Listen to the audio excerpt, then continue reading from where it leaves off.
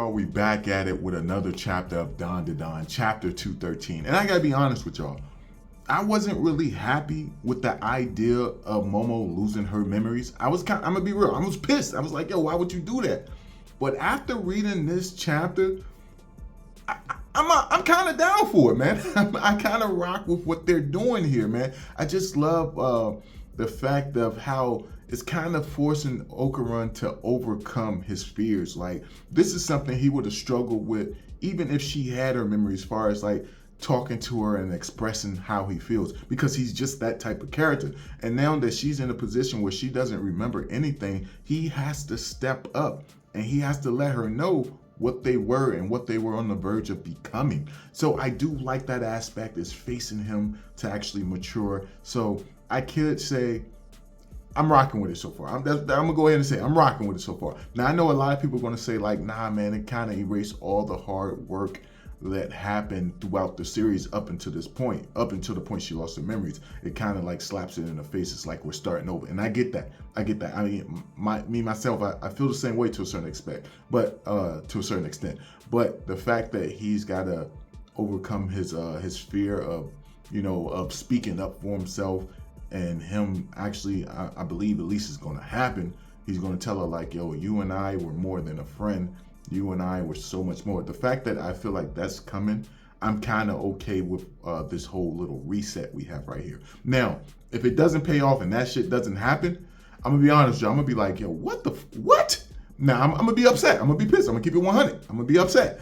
But we about to get into this chapter right here. Make sure you subscribe, hit the bell for all notifications. If you feel like it, hit the hype me up button. I greatly appreciate it, man. But we about to get into this chapter, man. So it starts off where the last one left off. You got Okarun walking down the hallway. He has this like stern look on his face, like he's about to go and confess his love to the woman he loves. And I don't know why. This panel alone it had me engaged. I was like, yo, I gotta see how this turned out. I gotta see my boy go and confess this love for Momo. You know what I'm saying? Hey, look, I don't know why, but this chapter and the last chapter with her losing her memories and stuff, it makes me think of the movie called The Vow. I don't know how many of y'all seen it. I'm not gonna lie, it ain't something I wanted to see, but I ended up watching it with a friend, you know what I'm saying? And then it turned out to be a good movie, but it was about a woman who was married to a man. They got in a car accident and she lost her memory. She didn't remember being married to him. She remembered everything up to like a certain point. And him just trying to show her that he's the one that she loved. I mean, it was a sad ending because if I remember correctly, they ended up getting a divorce because she couldn't remember him. But this is what that remembers. Hopefully it doesn't end the way that movie ended. But it was sad. But this is what it reminds me of. But you have it where Okarun's walking down the hallway. He gets to the classroom of Momo and he sees Momo in there playing and laughing with Gigi, as well as, the other girl, her other two friends that, those other two girls that's her friends. You got her where she's laughing and she's having the time of her life. And, she might not remember the stuff she encountered with Gigi, but she does remember Gigi from her childhood because he is a childhood friend. So you got it where he sees her smiling and having a great time and laughing, and he says like, yo, now's not a good time. She's having fun with her friends.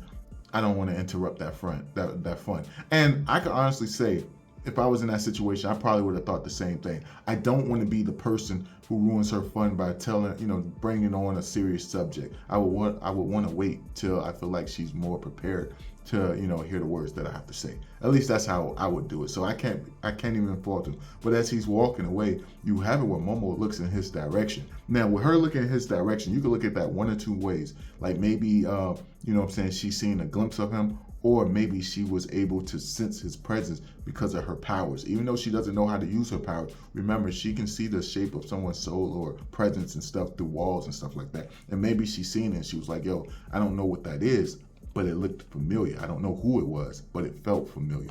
But anyway, you have it where she's in a deep thought. Then it drops to your boy, Kenta, and he's having a conversation with Dino Girl as well as Class Rep. And, he's saying like, yo, Momo's back in action. Okay, cool. I'm gonna go to her myself. I'm sure she'll be excited to see me. This dude is delusional. Even if she had her memories back, I don't think she would be excited to see him. She might be like, oh man, what's up, Ken? You know, she might do something like that. But being excited, like, oh, he's back. Like, even if she had her memories, I don't think that shit would have went down. But of course, you got it with a class rep, you know, Ren is telling him, like, yo, you know, nah, stay calm yourself. Like, let her be to herself, let her be with her friends, you know, because right now she doesn't have any memories. So we don't want to kind of like force ourselves upon her. And, you know, with doing that, it's a chance she could resent us and, you know, push further away from us.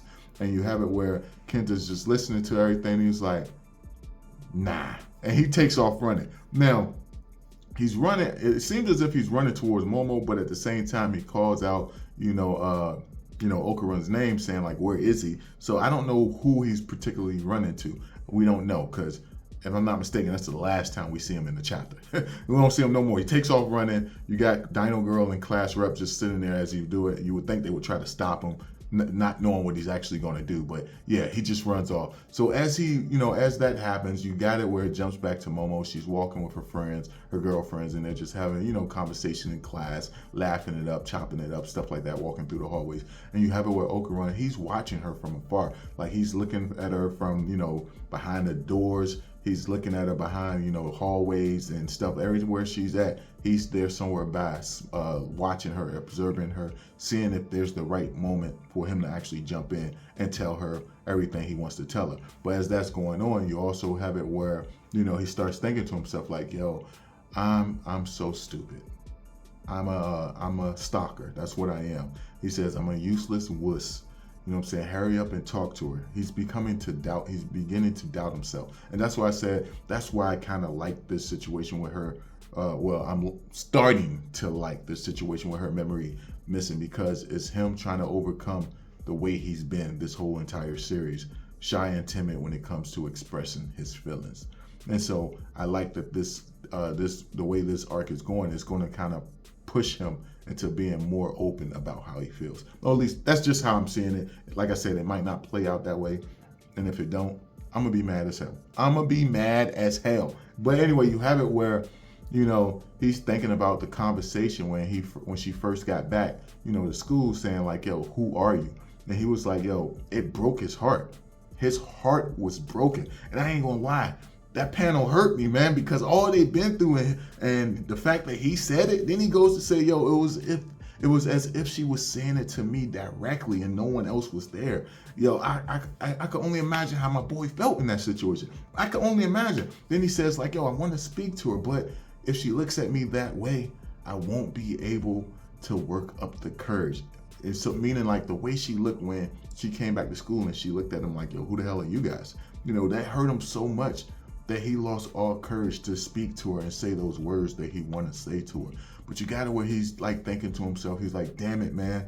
You know what I'm saying? What the hell are you doing, Ken? Like, aren't you the one who decided you were going to talk to her? He's like, and he's just thinking like, yo, he should be doing it. Then you have it where Momo and her friends pass him again, and he sees her, but instead of then staying there and engaging in conversation with her, he hides.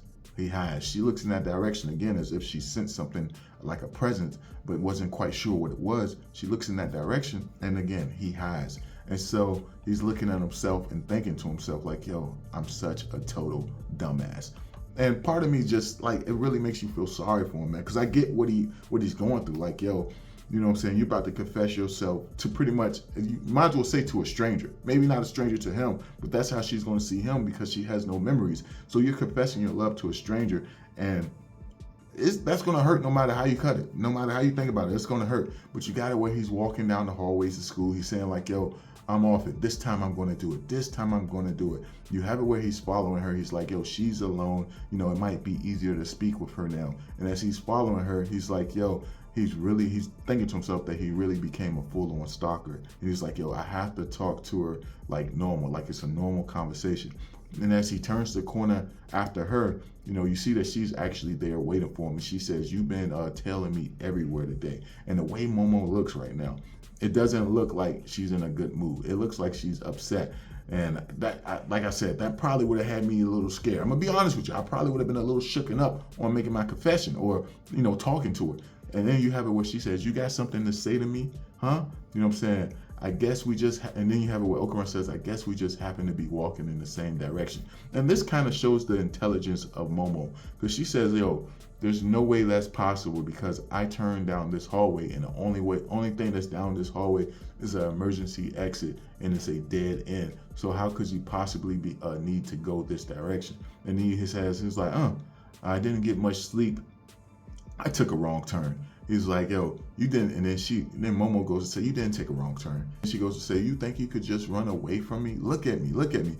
And I'm not gonna lie, with how emotional, intense this situation felt, this part right here, just like, it was so funny. I don't know if it was misplaced or if it was a genius move, but you have it where he points in one direction and says, oh, a space alien. She says, huh? Then he starts running off, and then she chases after him.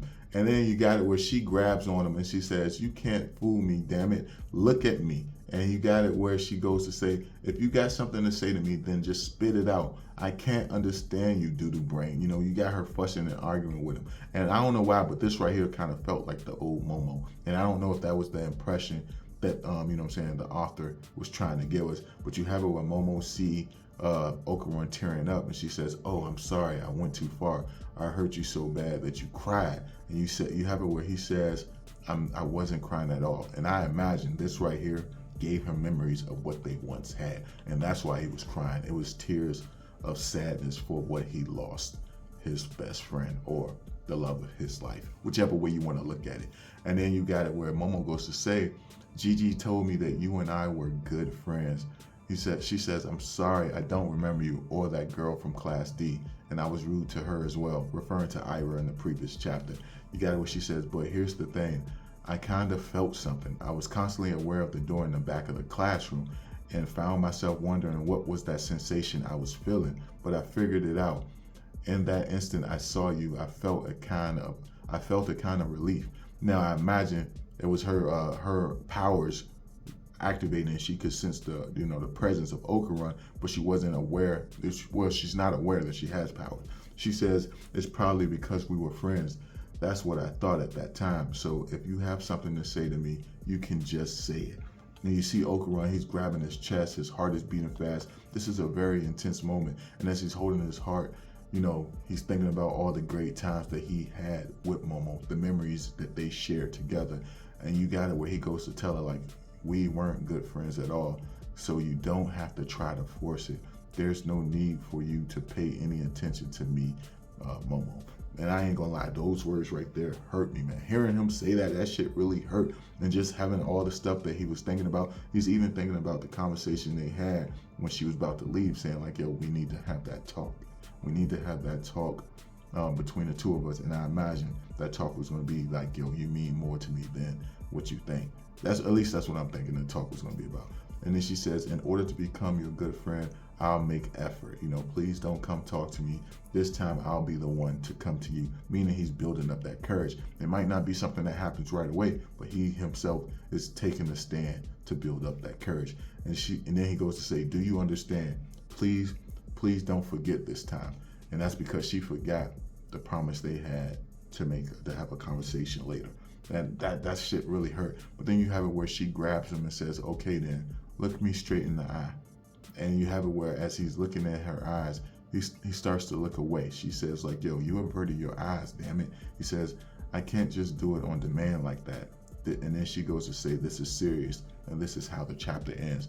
And I don't know, man. I just hope they do something amazing with this chapter, with the next chapter where he confesses how he feels to her, where he says like, yo, we weren't just friends. We were more than friends. In fact, I love you. Something along those lines. And then, you know, it does the stuff like it does in the anime, like they did in the first episode and like they did in the season finale for the season 2. If they do something like that, man, I think that'll be amazing. But let me know y'all thoughts on it. How y'all feeling about this situation so far? How do you think it's actually going to turn out, man? Let me know down below. And if you like this video, thumb it up. Please subscribe, hit the bell, and I'll catch y'all in the next one, man. Peace.